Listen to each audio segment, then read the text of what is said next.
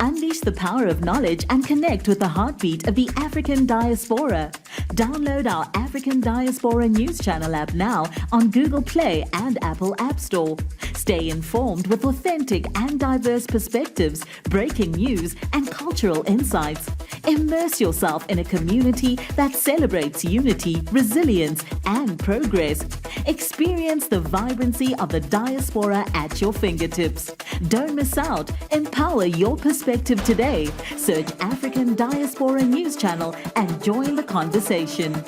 Welcome back to the African Diaspora News Channel. My name is Vuyo Mgwelo, all the way from Johannesburg, South Africa.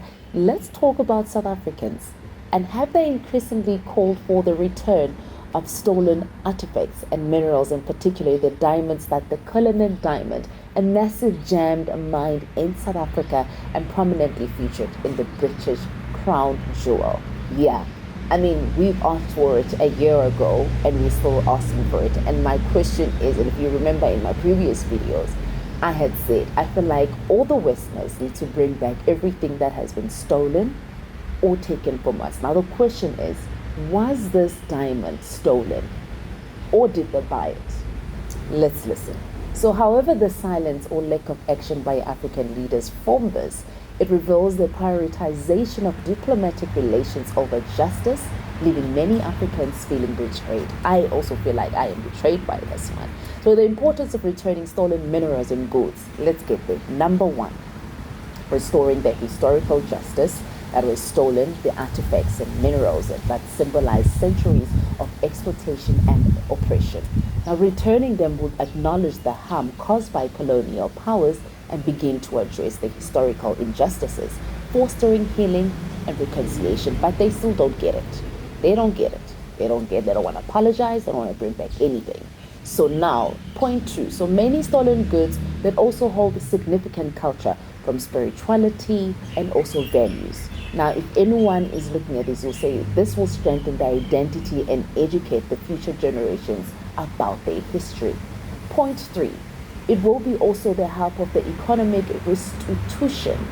The theft of minerals like diamonds deprived Africa of wealth that could have funded the development and alleviated the poverty.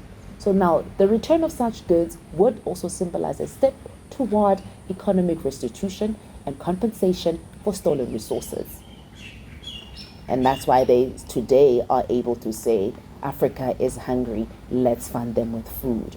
Africa doesn't have water. Today we don't have water. The Americans are going to tell us that. You see, for them to have water, they rely on us. Food parcels.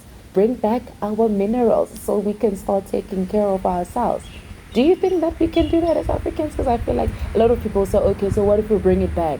What are you going to do with it? It's part of history. That's what we're going to do with it. So we need to have it and see it and be able to have our kids or African kids. Any child from Africa, and Tanzania, Congo, anywhere, can be able to come to South Africa and say, I saw that diamond. Now they can't even do that because colonizers still have it. And they fight, like they fought for Sadki Batman's body. Even after her death, they still want to exploit it and make money out of her body. The same thing that they're doing with the diamond from Kimberley. Whether if it was stolen or whether if it was bought. How? We want to see all that proof. So I still feel like there's still sabotage when it comes to the Westerners. Because why do you keep stolen goods? Why? Bring it back. Why do we have to fight when we know very well that it belongs to us? The Queen has died right now.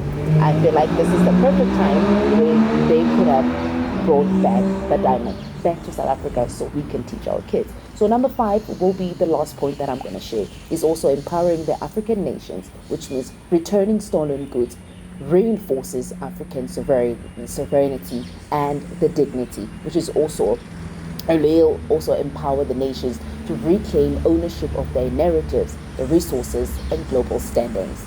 All in all, bring what is not yours back. And that's what I feel like it needs to be done. Leaders are continually failing.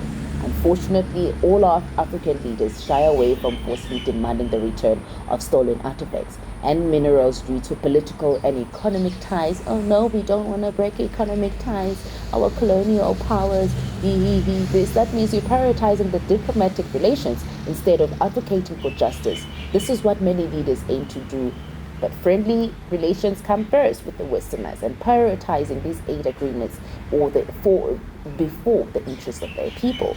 Now, this is failure to retaliate. The UK must actually face the discourses and make things right. Bring back our things. We want it as Africans. I'm going to leave it here before I start babbling. I'll see you on the next one. Leave your comments, like, subscribe, leave those comments, and let's continue talking and sharing our points and views. I'll see you on the next one.